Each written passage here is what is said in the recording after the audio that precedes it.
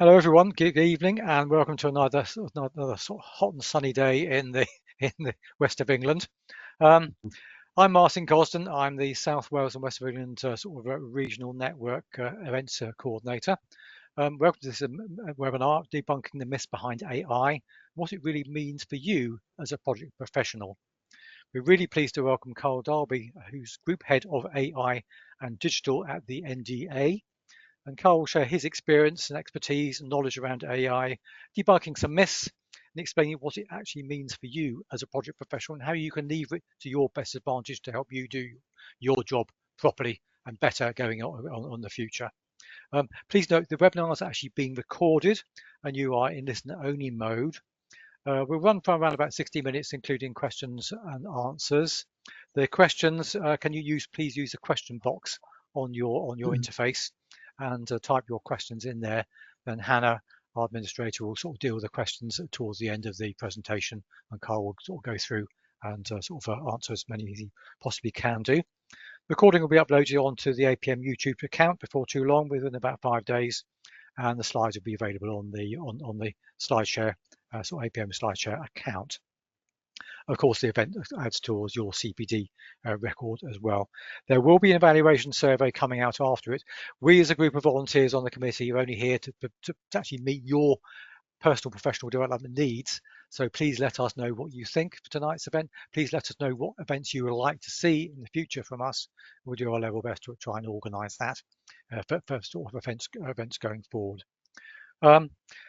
Lots of APM stuff on the website, so please do look at the resources on the website, including how to apply for Chartered Project Professional, the APM Community Hub, and everything else that you can get engaged with your fellow professionals on that. So please do engage with the website. As our next events coming up for the regional network, we've got a lot going on at the moment. We launched our project management challenge competition back last October. We've got the final reports in now. I'm one of the judges for that, and we had our one of our judges huddles last night. So we're looking forward to doing the finalists selection on Friday, and looking forward to the finals celebration night on the 29th of May. So that's all good stuff, and really a good celebration for all good things for emerging project professionals. Next events coming up, we have the 20th of May is the Project Management and the Science of Equality, Diversity and Inclusion. That's at Atkins, North Bristol, and that's with Dr. Naira Chamberlain. And Naira's spoken several times before, really excellent speaker. We then have the PM Channels final night on the 29th of May. 17th of June, we're looking at Agile Project Management and Risk. And one of our committee members, Claire Mills, is one of the experts on risk management, and she will be discussing that. She's from Kinetic, so we'll be showing her views about Agile and risk. Then we have our corporate advisory group meeting on the 19th of June. So if you're corporate members, you should have been invited to that. If you're not aware of it, please contact ourselves, and we can get you involved in the corporate advisory group. That's being hosted by Arcadis in Bristol. We're then on the 2nd of July looking at levering projects and PMOs to drive sustainability. That's a workshop run by two real experts who from the PMO interest networks. That's at Atkins, that's Emma Ruth Arnes Pemberton and Adam Morris, two renowned experts in the field. 24th September, we're looking at AI again in project management and asking the question, where are we now? And James Doherty from BMT IQ Sigma will be talking about that in Bauer. Our annual conference is on the 21st of October. That's pretty well getting really well planned now. So put a date in your diary for that, please. And then on the 19th of November, this is going well into the future. We're looking at project management and systems engineering and doing a joint event with Incosi. So we're looking forward to that as well. So without further ado, it's my great pleasure to introduce our speaker for tonight. Carl Darby, as I've said, is the Group Head of AI and Digital at the NDA. And he'll be showing his very extensive experience around AI. And he's a very fascinating guy. I've had a couple of chats with him, and yeah, he's blown my mind a few times. So it'll be a very open, free-for-all discussion and as we go forward. So there's no particular fixed agenda, but Carl's going to just share what he knows and really challenge you to make you think about what AI means to you and how you can best use it. So over to you, Carl. Thank you. Brilliant. So in the spirit of good stuff, I'm always going to share some slides. So let's get some slides going.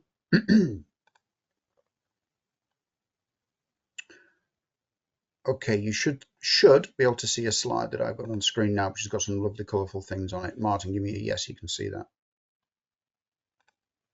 Yes, I can see that. Thanks, Carl. Yes. Cool. Yep, see All it. right, good. So let's go. This session, and thank you for attending. I can't see anybody, but it's fine. I assume you're all there, which is all good. Thank you, Martin, for that quick intro. My background, so you've got it, lots of technology over many decades.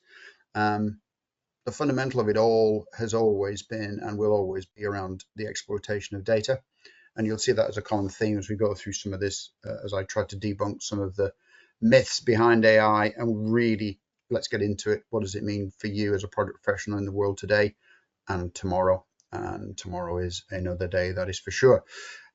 So I'm basically going to cover off a whole bunch of stuff. Got some bits on my little shopping list here for you. What's AI really? What are the common myths around AI in our world, in PM world? What are the practical benefits for the PM professionals? Some real world AI use cases around PM and how really to get started with your AI journey and what that's all about. I am assuming most of you, not all of you, already played with a form of AI, whether that's ChatGPT or any of the other flavors that are out there in terms of language models, but we'll talk about that as well. I'll give you some key takeaways and next steps that you should consider. That's the agenda we're going through. So what is AI really? So I've got my own definition, which I'm going to give to you, which I like to share. AI does not stand for artificial intelligence. It stands for augmented insights because A, it's not intelligent, and B, there's nothing artificial about it. The mission that we're on in terms of where we are in terms of non-technical terms. So I will cover off the bits here saying, look, AI systems are fundamentally designed, whatever flavor of AI that we want to use, to simulate a human intelligence form. And there's a reason why neural networks, aka a mimic of a brain, is one of the key phrases you'll hear in terms of AI. But fundamentally, it's about performing tasks autonomously. That's a really interesting challenge for us to get across in terms of our workflow as project managers and project management professionals. And I'll come back to that in a minute. But it's also about iterative improvement. I was just mentioning earlier to a colleague around one of the big challenges we've got in the PM world is the concept of lessons learned. Lessons learned infers, even with the last word learned, it's all in the past tense, that we've done lessons learned and we've boxed off something and stored it somewhere in a dusty cabinet. AI gives us the chance to learn and improve over time by collecting and analyzing data in real time. But it's not just real-time data, this is legacy data as well. And it really does get us into some fantastic capabilities around how to analyze and exploit the data that we've stored in the lessons learned concept, which leads me into thinking and producing and building what I'm doing with my team now are things around real times, lessons learning. And I'm happy to talk about that at the end on a Q&A, of course, no problem at all. But also the other part of simple non-AI technical terms, it's really about enhancing human capabilities. So what we're getting into with AI techniques today is looking at efficient processes, but really utilizing technology in the purest sense that is either a wearable or a machine in terms of desktop access, or physical sensor-based machines and large moving machines, i.e. big vehicles or small vehicles, for example. So there's lots of other stuff in there that really is this goal of how do we augment human capabilities. That's really important. Types of AI that's relevant to the PM world. Machine learning, we've talked about it. You've seen it. You've read it in the press. All the rest of it. What is it? It's basically analyzing data patterns. You are literally looking across those data sets on how you can improve project outcomes and decision-making processes based on ML algorithms that are analyzing patterns within data. Any of these technical bits we can get into deeper, maybe in the Q&A, but if you want to reach out to me, please do. I'm on LinkedIn, so you can find me on there, of course. and you've got my details. I'm sure. I think you can click on this screen on this particular product and actually get my email address, which I'm very happy to use, and send me what you want, questions, challenges, and if you want to book a one-to-one session, very happy to do so as our schedules permit. Natural language processing in our world. Look, this is interpreting human language. The greatest thing that humans do is communicate, and communication is the fundamental catalyst for change, as we know, on everything we do. So why not utilize it? Why not allow AI techniques to process natural language in the purity of communication? And that's literally where you'll see things like NLP, which stands for natural language processing, and of course automation tools. We've had automation and process automation techniques in our world for decades. The time now is to actually look at it in terms of AI techniques that are really ultra high value and allow you to test out automation process workflows in a really constructive manner at very low cost compared to the old days, which is yesterday, that we would actually pay our organizations a lot of money to do process automation. So that's all changed, and that is changing in rapidly. So definitely keep that front of mind. Common myths in our world. Look, AI was going to replace project managers entirely. Absolute nonsense. You'll hear the word nonsense come from me quite a bit. I would argue 80% of the press coverage on AI is absolute nonsense. The tough nut to crack is working out where the 20% is. And I'm going to tell you that's not easy. Some of the stuff that's been issued by some very respected people who should know better is absolute nonsense. And vice versa. There's some really rubbishy stuff out there that actually, if you scratch through the rubbishy nonsense information, you actually get some nuggets out of that, of really where things could go and things work out. But AI will not replace project managers entirely, full stop. You know, AI's role in PM, it's not meant to replace PMs. It's all about enhancement of capabilities in decision making and project oversight. And as I said earlier, exploiting data. The amount of data that we access as PMs is absolutely phenomenal. And that's a really important thing to get into your minds, is think about your data estate. And I'll come back to why data is so important in all of our worlds going forward. Human decision making, human in the loop. There's a phrase you'll hear, and I'm sure you've read about.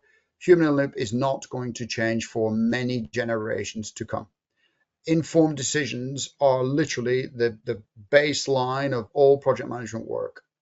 And that's a human trait. That's a human decision-making process. Now, having increased quality of data insights and actually using AI techniques to enhance those data insights and therefore better decision-making, absolutely, that's where AI can help and really help us to progress in not just in project success, but journeys of projects and all that good stuff. But it's really about humans in the loop. And then the last bit is this new world of true collaboration between AI and humans. We're touching into this now, but this is a bit where every single email you've ever written, every document you've ever put together, every plan, risk data set, all that good stuff is now up for grabs on a scale we've never been able to process before. This is true collaboration between AI and humans. I'd argue we could take the word AI out of there and replace it with the word data, because this is back to what I said earlier on. This is all about exploitation of data. So think of it in that way, and I'll explain why I keep coming back to data in a second. Myth number 2 I'm going to share with you. AI requires deep technical knowledge. It does to code it and create it and write the algorithms and build new ways and techniques of exploiting data using AI algorithms, absolutely. But it's a complete misconception that you've got to have deep technical knowledge to start to work with AI. There are a number of really powerful AI techniques out there, not just the standard ChatGPT and Claude and Gemini and all the other flavors of language model. There are lots of other models out there that are free for you to test and play with. I strongly encourage you to be extremely curious, go out there and find them and really start to try and play with them with desensitized data or synthetic data, depends how you're going to define it. But play with those toolkits. They're free to access and very, very user-friendly. And they are truly designed for PMs in many cases as well, in terms of some of the data challenges you've got. And they're there to really empower and you create the leverage that you want around those capabilities in AI kit. You don't need any technical expertise. If anybody tells you to be a tech expert for AI, just tell them to go away. Number 3, quick one. AI is always expensive and complicated. Links to myth number 2, right? It can be cheap, extremely budget friendly if you want it. You do not need to break the bank. There are a number of organizations out there that are offering AI services. Be very, very careful on the ones that you do procure and you do work with as supply chain partners. I have had a number of times over the last few years where I've had very respected brand organizations, I won't name and shame on this session, who have offered AI with this particular solution. Would you like some AI with that? The second you hear it, walk away. That's not how it is. That's not how it operates, and not how things should be talked about. So keep it into the affordable bracket. It is not expensive. Full stop. End of conversation. It is very budget friendly, whatever your budget is, and it's simple. You know, all of the systems that are the most powerful, popular systems today are very user friendly, very easy to use, and implementing them into our teams to work with varying technical skills is not that difficult. It is a really interesting data line. If you look at how fast the product of ChatGPT from OpenAI, when it was rolled into the market at the tail end of 23, how fast that was accepted, because it's a very simple user interface, extremely user friendly in terms of how you use the model, the AI model, language model for OpenAI, for the various flavors. Literally really straightforward stuff to use, and that's really powerful as well. And obviously, right, the benefits, it's putting expensive and it's not complicated. The benefits to us in terms of efficiency and improved tracking and all the good stuff we're doing, that's the business of a PM, right? So the benefits are all there. Low cost, high benefit return is basically the message coming out of myth 3. Let me cover off some practical benefits of AI for project professionals. I'm just going to quickly check something. Yeah, so we are looking into, I touched on it earlier, analytics and predictive analytics. So there's 3 flavors that I want you to get into your minds if you've not heard of them before. One is predictive modeling, predictive analytics, and one is probabilistic modeling, probabilistic analytics. Really in the space of PM is where this comes alive. So this is looking at how you get into your very large PM-based data sets and start to really uncover those valuable insights for you to change your decision on a certain item or not, or to enhance the insights you're getting to make and support that decision. That's really powerful stuff. On predictive analytics, this is really interesting stuff. So there's a lot of work that I've done over the years around predictive analytics, particularly with regards to risk management. Purity of risk, right? Looking out for something that is yet to happen. So predictive analytics is an absolute godsend for this, and it's really powerful stuff. If you want to get into some details about some of the techniques we've utilized with my team and an organization around that, happy to pick that up separately, but it's a perfect place for risk management.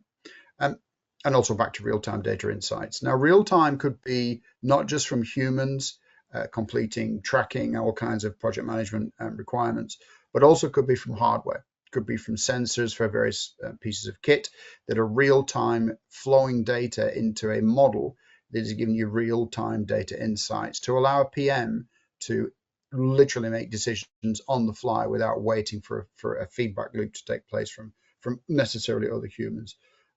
That is really very powerful stuff, particularly where we're talking about extremely large data sets.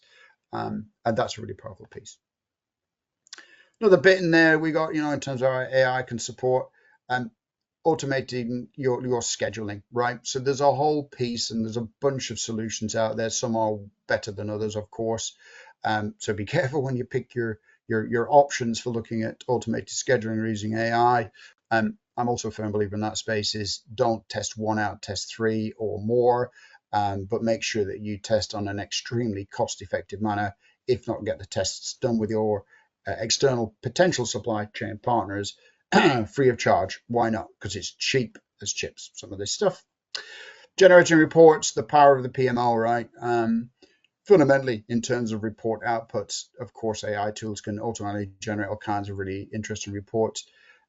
One thing I would absolutely implore all of you to do is explore the concept of deep research within AI models.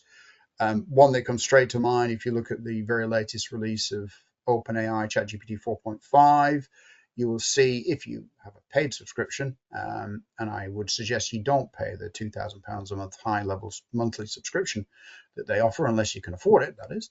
But get into you paying for a low level subscription to allow you to test out deep research.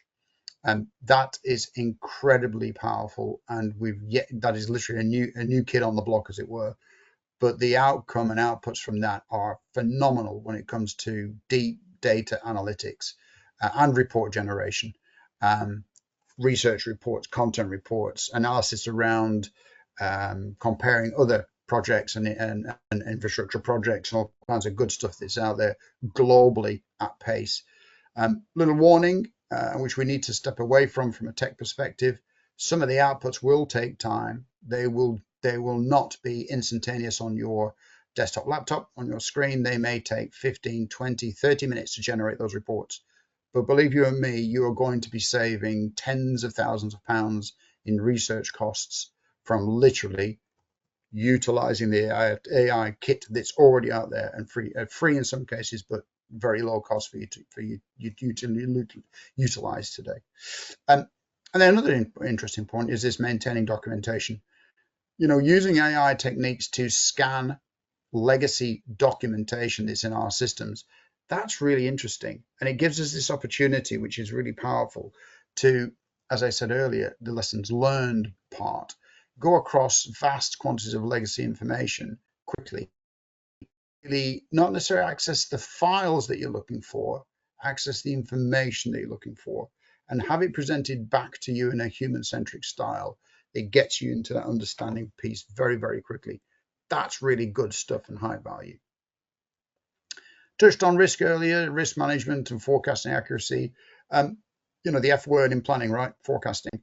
That is a really critical part to all of the PM world.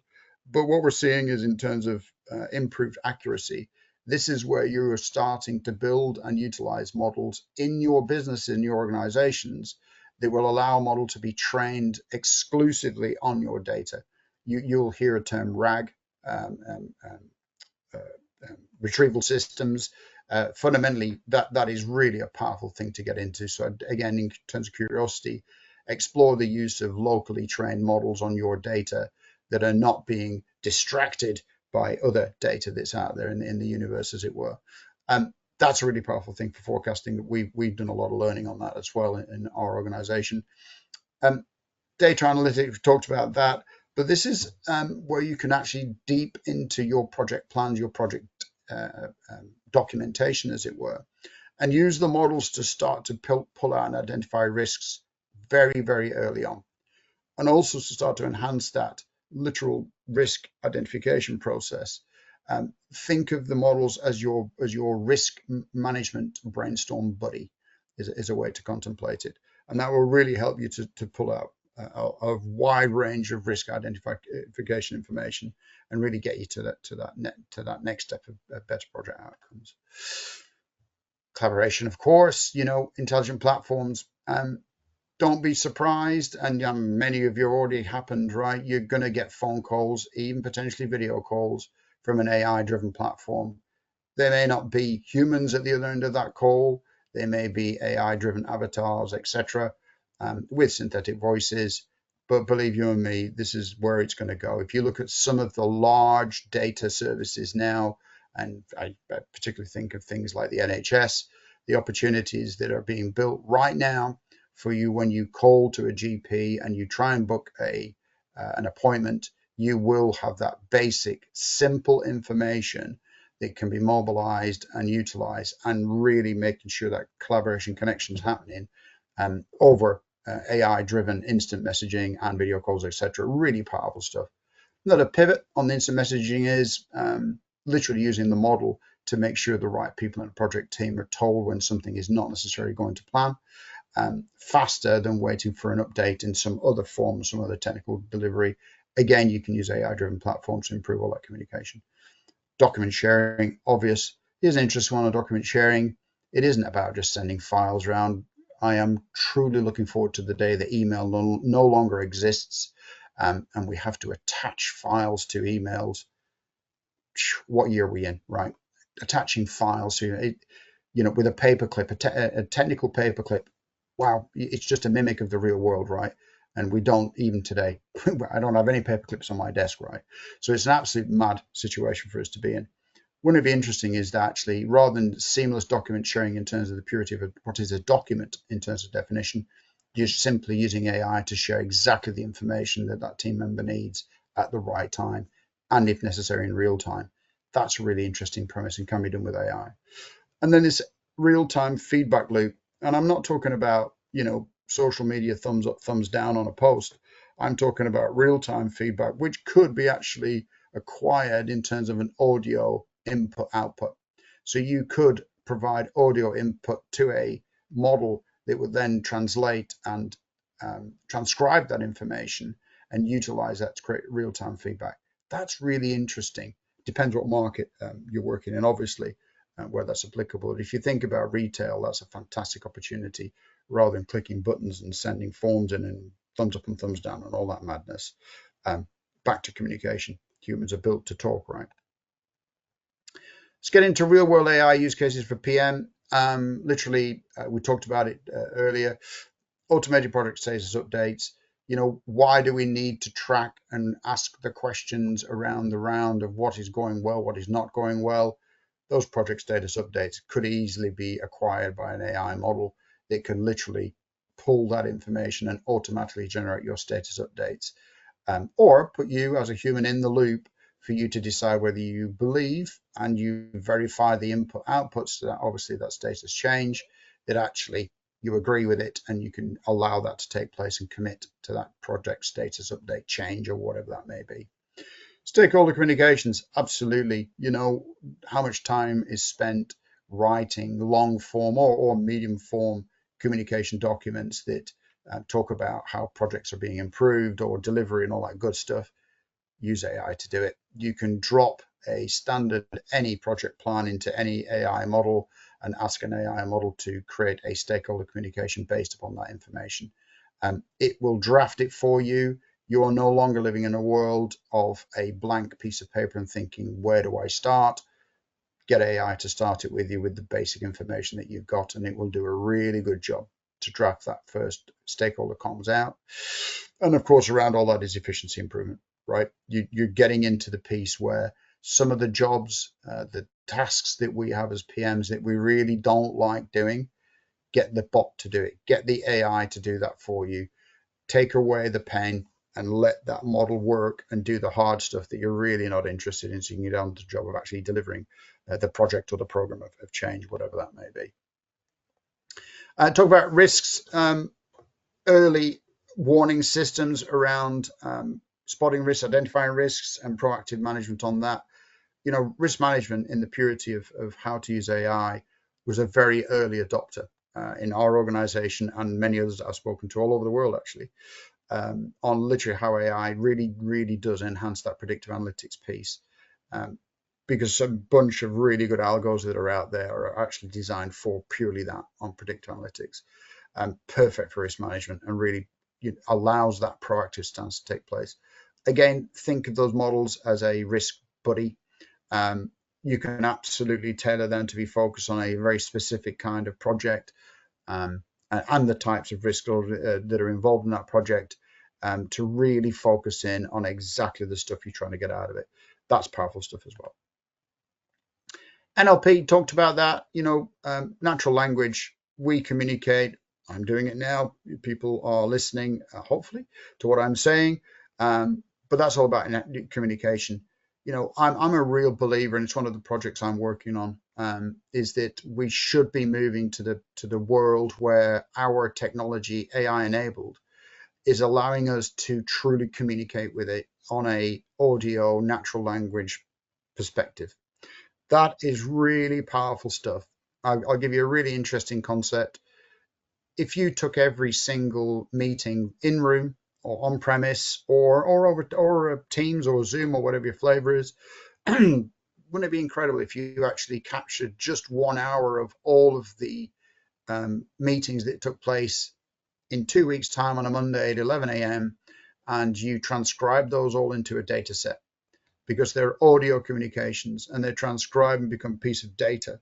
imagine the insights you would get if you're a 5,000 person organization and for the sake of argument you had 1,000 hours worth of meetings. I mean, you can't even begin to question or work out the questions that you're going to ask that data, never mind think what's in the data. And that's really powerful stuff. So I do see that journey where we're getting to where natural language processing is going to be really very, very powerful for us. Gen AI, absolutely. You've heard the phrase Gen AI, and I'm not just talking about creating crazy images that you've seen and people as toys and all that kind of stuff you've seen on LinkedIn, which has gone bonkers. It is powerful stuff. There's some good stuff in there, right? There's a bit of fun to have as well. Why not have a bit of fun while you're looking at the toolkits? But Gen AI, in terms of creating formatted quality output, is a reality today. So there are a number of models out there that you really can create very high quality content that is absolutely ready for you to verify it. If we'd have been talking a year ago, it was okay a year ago. You'd look at the models that have been released, even in the last couple of weeks, the updates are absolutely superb. There's a lot of very high quality output being generated now by the models. You'd have heard a phrase in the past of hallucinations from AI. The models have been honed and worked very carefully by very large, very smart companies. That hallucination challenge is reducing rapidly. Will it ever disappear completely? No, it never will. And I can explain why in terms of data bias and data challenges that we all have. But fundamentally, the quality is absolutely increasing. So that's really good. Another thing as well, inconsistency. So really powerful part you can do with AI generated content and also human generated content from the past is actually start to really look at that coherence in the reporting quality of legacy reports versus current reports and current data. That's really interesting, actually. That gives you a chance to start to reflect professionally on what did we do very, very well in the past that we seem to have forgotten, or are we reinventing the wheel for no reason whatsoever, which humans do like to do, as we all know. So there's a fundamentally really interesting piece around that consistency of data and using Gen AI for that as well. How to get started.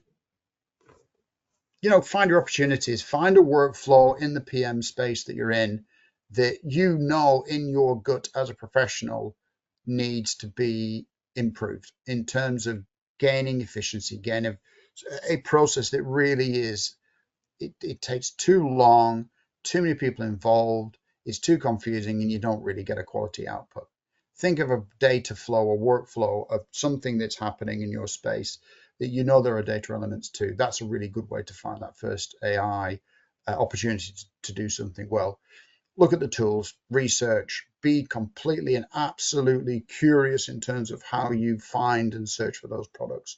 There's some fantastic products out there with the caveat. There's also a lot of nonsense out there. The market is awash. There are literally billions, close to trillions of dollars flying around the AI world right now.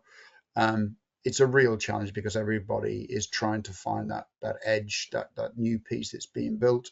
So just be mindful that you're going to stumble across some real not high quality AI tools that are out there. Painfully, that's the way it is, but it's always been like that if you think about technology. But research your tools, talk to colleagues, talk to your networks, talk to the APM. This elite squad in the APM will have an absolute set of ideas around some of those good quality tools that are out there. Phase integration, absolutely, it's a standard piece around tech, isn't it? But fundamentally, what I'm looking at is proof of concept. Get those proving points built quickly.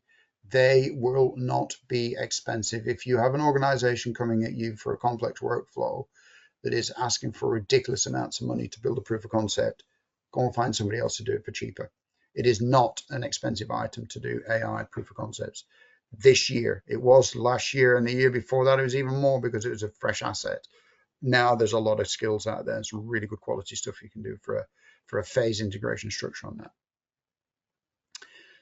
Consider the following, though, very, very important. One, data quality. Usual rules, anything. Bad data in, bad outcomes, very simply put. However, you've got the opportunity to use AI techniques to increase the quality of the data that you're processing. That data quality challenge, if we'd have been talking a couple of years ago, there were some businesses out there that were making vast amounts of money cleansing data ready for AI model integration ingestion. That's not the case now. So that's really changed. So there's a really great set of free models out there that will help you get through data quality challenges. Not all of them, but they will really help you to get to progress at pace, which is really good. Ethical implications. Get your ethical statements around your ethical use of AI in your organizations early. Again, use the models, use Gen AI to create a set of ethical models and ethical considerations and principles that you want your organizations to stick by, and really consider them. You talk to your ethical operators within your team, your ethics teams, your legal teams, etc., and really have a deep and meaningful conversation around that. Very, very important, depending on what market you're in. Last bit, it's all about change. That's what project management's all about, right? It's not about staying still. So the change part of any AI piece is mission critical.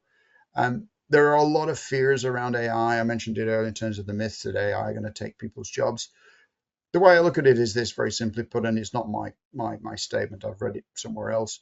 The only thing that's going to take your job is somebody who is qualified and experienced in using AI in your job. So the mission there has to be go out and learn about how to use AI in your world and your specialisms.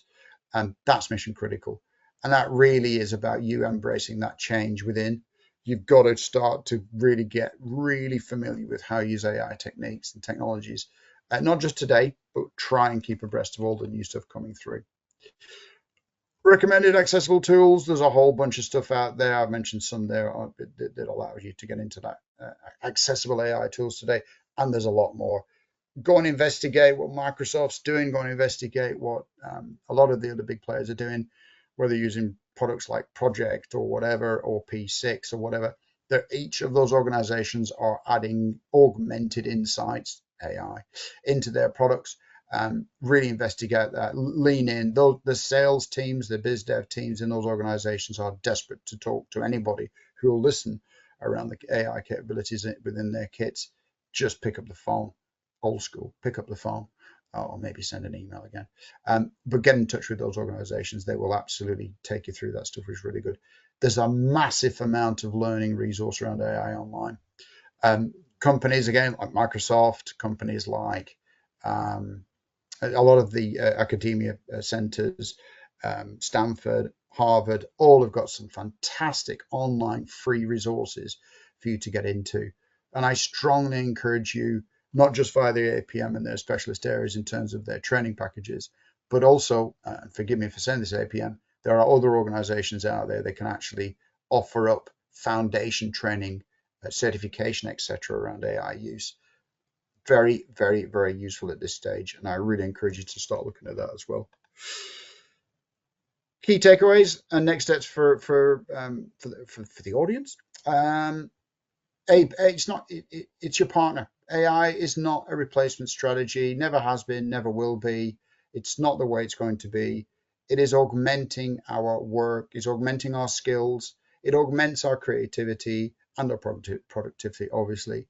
And really will support in getting all of your projects to a place where you want them to get to in the timeline that you expect them to be done within, if not faster. Of course, we like bigger, better, faster. And treat it as a valued partner. If you value its input, output, and how you use it, you're going to get a lot more power out of it to really get into how it can help with very complex tasks, and also help you to be more creative. The fundamentals that I do really get into with some of the language models that I use, it's not about the answers that a language model will give you. It's allowing the model or using the model to create the questions you should be asking. That's a really interesting process to go through, and it's a little bit of a brain switch once that happens and you see that happening, particularly in a PM world. And it's got a real potential to transform everything we do in the PM world, not just in terms of driving innovation, but transforming how we actually process that workflow and improve efficiency, obviously. Start small, best advice. Start small with your projects internally, but it is a journey, right? Turn those little projects into something that's truly manageable. Get those tasks shifting where you really see, and you'll see the value where those tasks can really excel using AI. That will increase your confidence in how you use those products. It'll also show you where the products are not good enough today, and that's really important as well. But that's actually part of the confidence of growth of confidence, and that is just because you can doesn't mean you should, but also at the same time be very, very aware of it. And once you're comfortable with it, start expanding that use case and where it is into more complex areas. Get your stakeholders lined up, start showing the value, the stories, and share those use cases and how you actually learn together and adapt together, which is really powerful stuff. I said it earlier, stay curious. You know, curiosity is the catalyst for change, right? So don't be afraid to join the webinars. You're on one now. Go through all of the online courses that you can find out there. Some are better than others, of course, but you've got to learn which flavor you like. That's life. A lot of good industry publications out there. As I say, be mindful. You're going to start reading, and you will continue to read, and you will see, and I do it every day, some of the nonsense that appears. But there's some fantastic developments that are going on out there. It is literally, don't be too concerned and fearful of the pace of change. Again, there's a lot of nonsense around what is really changing in the core of AI work. A lot of it is micro enhancements that are taking place. But read those industry papers, subscribe to all the usual suspects out there, and really focus in on that. That's really powerful stuff. Who's that rascal in the middle there? Well, it's an AI-generated picture, of course, but that's what I see data. Data now is a new and to be respected colleague of yours and ours. Data as a colleague is a really important way to think about AI. AI is the way you talk to data. It's the reason why they call it chat, as in ChatGPT. Fundamentally, you're chatting to data. That's the way forward. So start to contemplate data as a colleague. Data as something that is a real blob of true knowledge that you for the first time can talk to in a human-centric style. That's really the best place to get into it and the way to think about that content.